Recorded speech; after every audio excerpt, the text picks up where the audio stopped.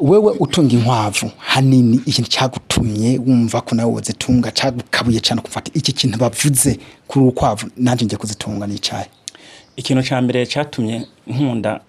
uyu mwuga wo korora inkwavu cya mbere nuko umukuru w'igihugu yabanje kwifata mu minwe hanyuma amaze kwifata mu minwe ahimiriza ugwaruka ko gutunga inkwavu hanyuma ikindi naco nakantu mu gihe uba ufise akadeni gatoya n'ikintu utarinda kwiyumvira ngo ifate umwanya munini ushaka kukagurisha hanyuma ako kadeni ukakishura canke na wewe ubuze ukumbuye akanyama kaboga ukashobora kukihereza muri aya mezi abiri mugabo ntagura urihereza na kamwe hari abamaze kuza kuyambaza sindwe gatangiye kuyakoresha mugabo ndamaze gutanga amaritiro 7 muri uyu mwanya iritiro rimwe gurisha gute uwo yatwaye iritiro ku bihumbi 4,500 iritiro rimwe 4,500 ibihumbi 30 nabingaye warasize mu mufuko ego nabisize mu mufuko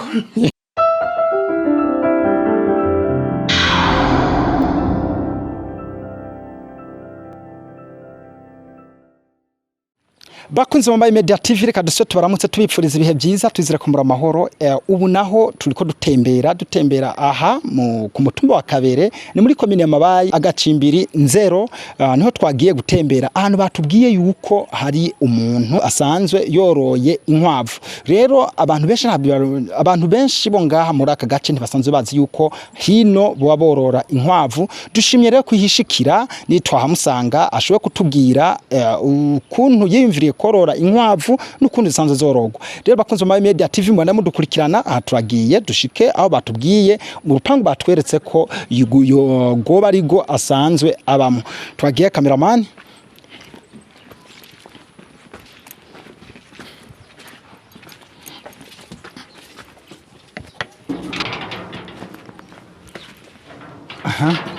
bakunze mu Media TV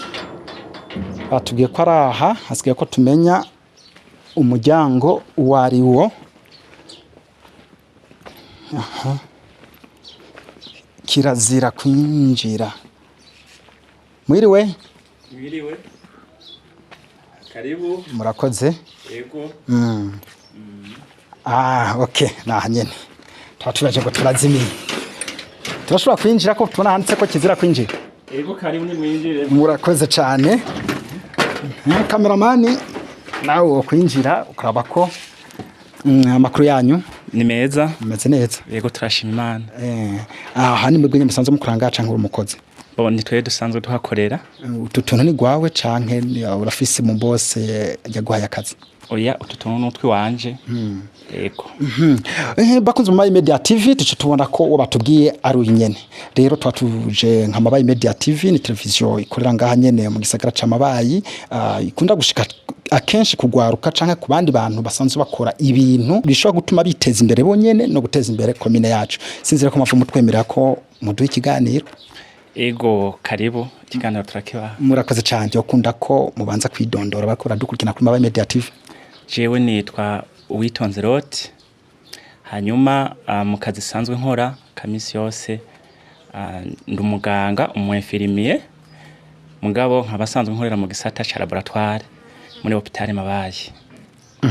reka je ntumva ko uri umuganga nace ntangwa kwiyumvira ko ari umuganga w'ibitungwa ubu mukora muramuvura abantu bo twe dufata amaraso y'abantu hama tuhariza kuyafata tugaca turabyo basavye mu maraso tugaca tubikora nubwo mu musanze ngaha aha nuko manaje mu karuhuko muri pause mvuga nti reka simbe kuraba utuntu noroye muganga Roti gute mwiyumviriye korora utuntu nk'utu musanze muri abaganga bo kuya tutwiyumvire nuko twasanze narasomye ku mbuga mbona umukuru w'igihugu c'u Burundi Ndayishimiye Evariste ariko atangarize abene gihugu ugwarukana cyane yuko botangira kwijukira korora utuntu duto na cyane inkwavu nanje ca ndiyumvira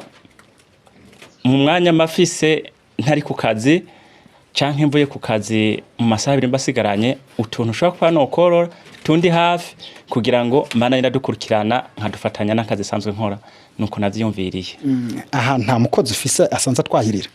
umukozi ndamufise nubwo mutamusanze aha yaheje kwahira yagiye ariho akora taha muba mubatse muganga oya uri umusore ko yego ukayumva no gutunga uri umusore yego urabyimirije none kuba yego muri urupangu dusanze tubona ari ahantu hanini nahi wanyu ni muhira kwa papa bimeze gute uru rupangu nungu umupapa yitwa Kirahagazwe Reverie numukozi dusanzwe dukorana narabimusabye ko nohorera ututuntu nawe sanga utwo tuntu adufise umugambi kandi aranadukunda aratunezererewe aranyemerera arampaho nubaka urakotesheje canke yaguhaye kuri gusa nukuri yampaye kuri gusa nta mafaranga yanyatse uriha amafaranga y'inzu gusa ndiha umukozi wenyene anyahirira bisigenda bikurikirana inzu sindiha ikibanza ntaco ndiha turabona utwava atari duke mwatanguranye inkwavu zingahe twe twatanguranye inkwavu 11 mugabo gushika ubu kubera ko umugambi nawe utangwa itariki 15 z'ukwezi kw'indwi umwaka w'2023 mugabo gushika ubu ndafise inkwavu zigira mu 21 mugabo ndafise izindi zine ziri mu mezi mwanya n'umwanya ishobora kwibaruka mu mezi abiri umaze kunguka inkwavu zishika mu mezi abiri maze kunguka inkwavu zigera mu 10 mu mezi abiri yego uri kuraraba utuntu butunze beka turafise ubwoko canke urubororo rukonyene nta mazina zisanzwe zifise amazina ariho nubwo kubera muntu urumbukiye ntashobora kuzibereka zose kuko ni twishi mugabo amazina ariho turafise ukuntu tuzitandukanye yego aha munsi twahabonye aya mabido nayiki aya mabido dusanzwe tuyakoreramwo mu kugira ngo twegeranye amasobe yazo kuko amasobe yazo ni ikintu gikenewe cyane na cyane mu ndimo uramaze kuyakoresha mu ndimo wewe je mu ndimo sindayakoresha kuko ntanguye vuba kandi natanguye mu gihe atari ikirima mugabo uyu mwaka nyene kuyisezo nimirije kuyakoresha mu ndimo hari abantu bo bamaze kuza kuyarondera kugira bayakoresha mu ndimo cyane baramenya yuko utunze inkwavu hari abamaze kuza kuyambaza sindubwa atangiye kuyakoresha mugabo ndamaze gutanga amaritiro 7 muri uyu mwanya iritiro rimwe gurisha gute uwo yatwaye iritiro ku 4,500 iritiro rimwe 4,500 ibihumbi 30 nabingaye warasize mu mufuko ego nabisize mu mufuko kubera amaganga gusa y'inkwavu kubera amaganga y'inkwavu mu mezi abiri mumaze muri kumurorora izi nkwavu nakaye kamaro mumaze kubona ku nkwavu akamaro kanini tumaze kubona ku nkwavu nuko urukwavu uko ruba rumeze kose nta kintu na kimwe ku nkwavu bata duhereye kwaya ayo twita ni nk'amase tuyavuge mu mase y'inkwavu turayakoresha mu mirima na cyane na numwavu nifumbire itunze cyane mu bintu bijanye n'ingaburo y'igiterwa hanyuma tugaca tubona amasobe yatwo aya maganga nayo nyene numuti dukoresha nkuko tuyakoresha dukoresha ire turashira hasi ku giterwa tukafumbiza kandi tukongera tukayakoresha mu kupompa igiterwa cyatewe n'udukoko canke cyagwaye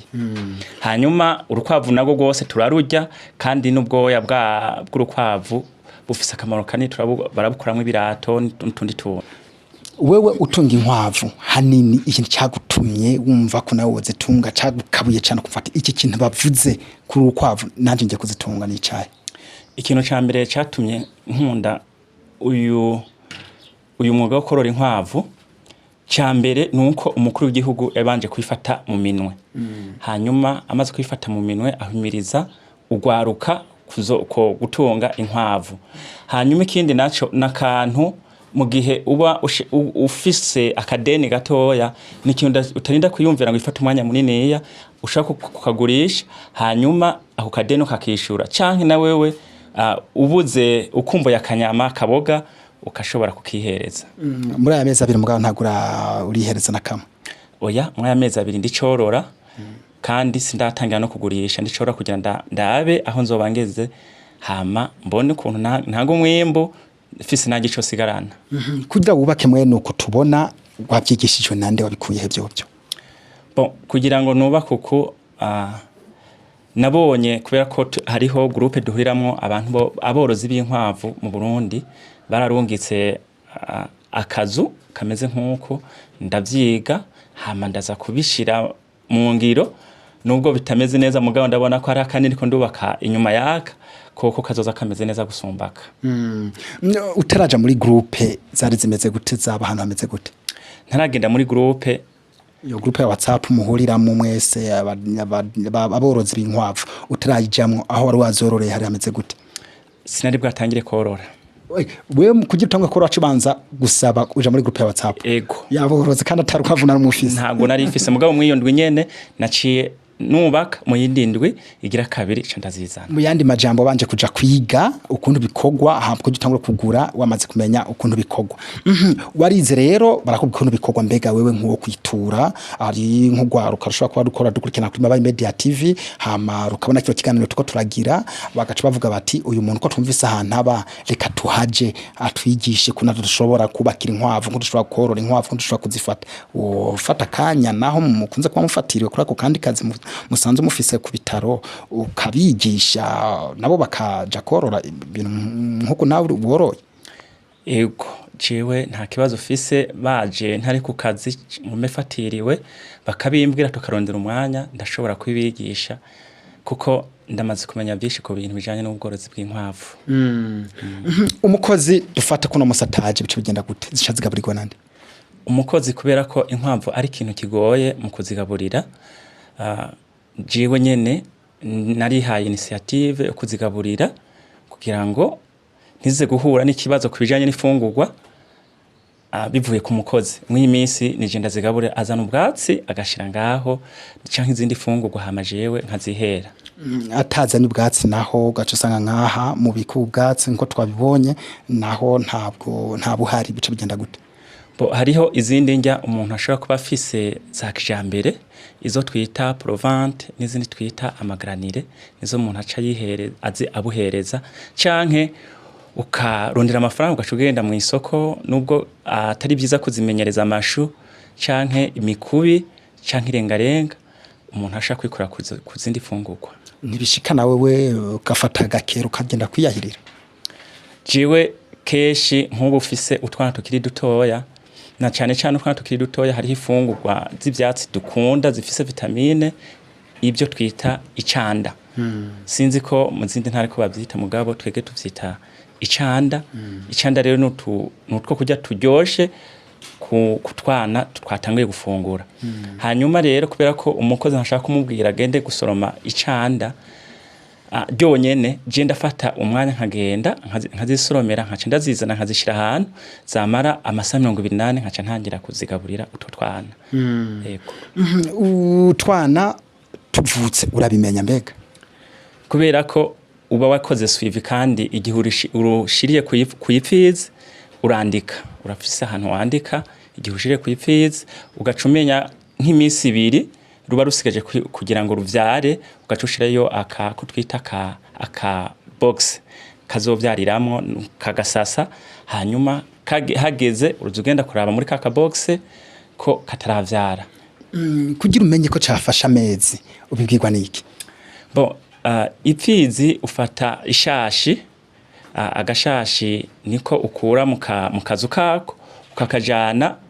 ahantu hari ipfizi. Rero kugira ngo turafise ukuntu tuziraba zirafise sinye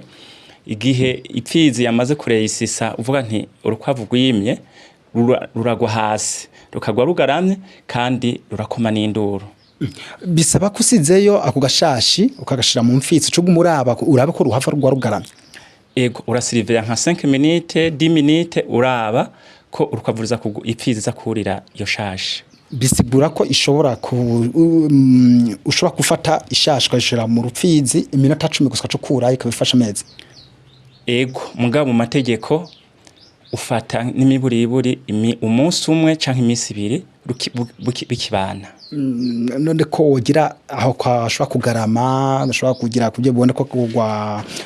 gwafasha amezi wojya byose nk'ibyogorana hamwe worushirayo gipfitse kiguma kirengagiza ntikigira kicurira iyo shashi hama kamurindiye bikanka bigatebuka kagenda umuntu ntumenye ko yaguriye woca ubigenza gute.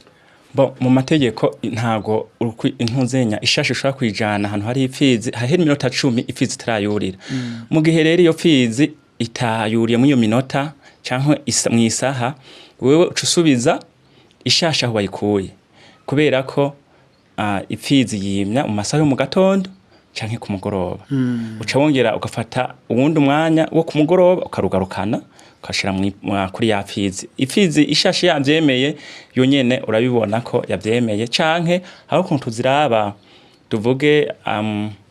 mu gahimba kayo kirondoka haragira karatukura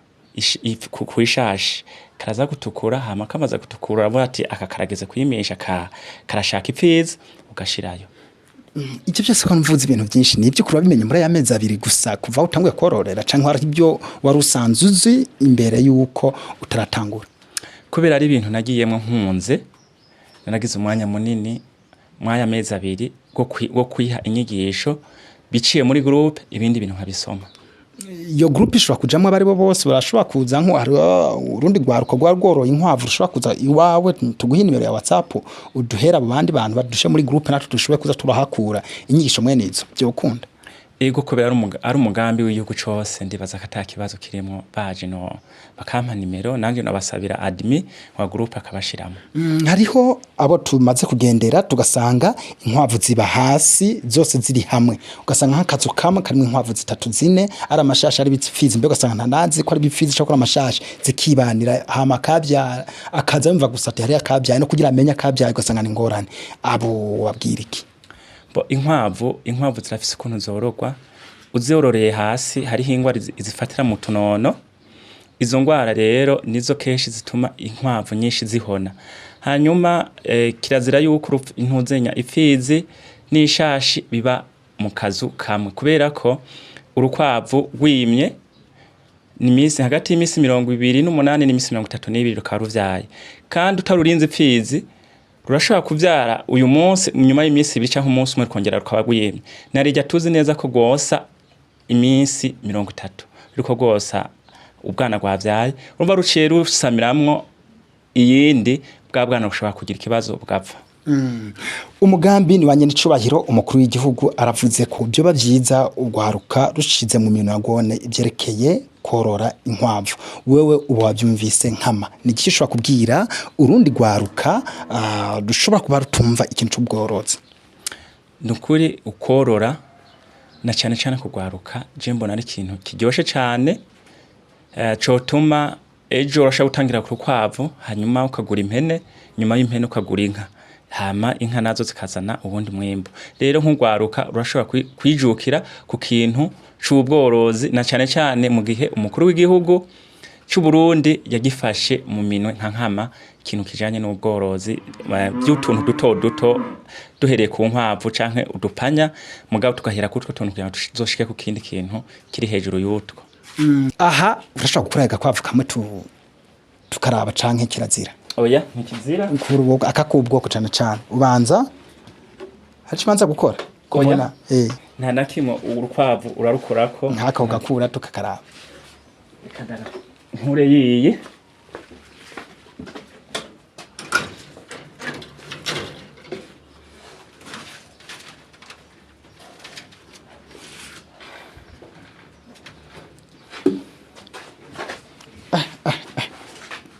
yewe ikimenya gute ko ari gisuguru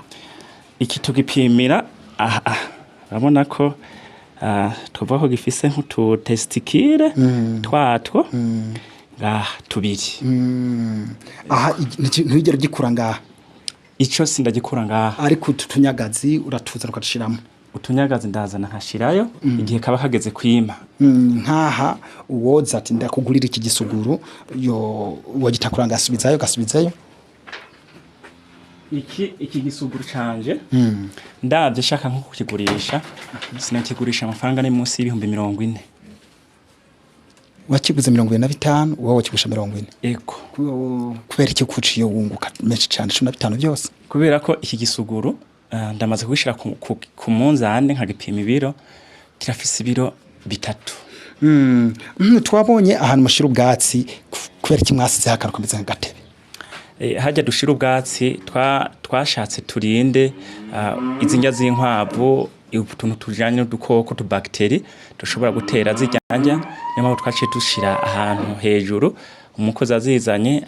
asanza kugira bita amazi bikamuke kuko kizirana yuko n'inkwavu zijya ibintu bicafuye kandi bikanye niyo mpamvu rero twaciye dushira hajya hejuru.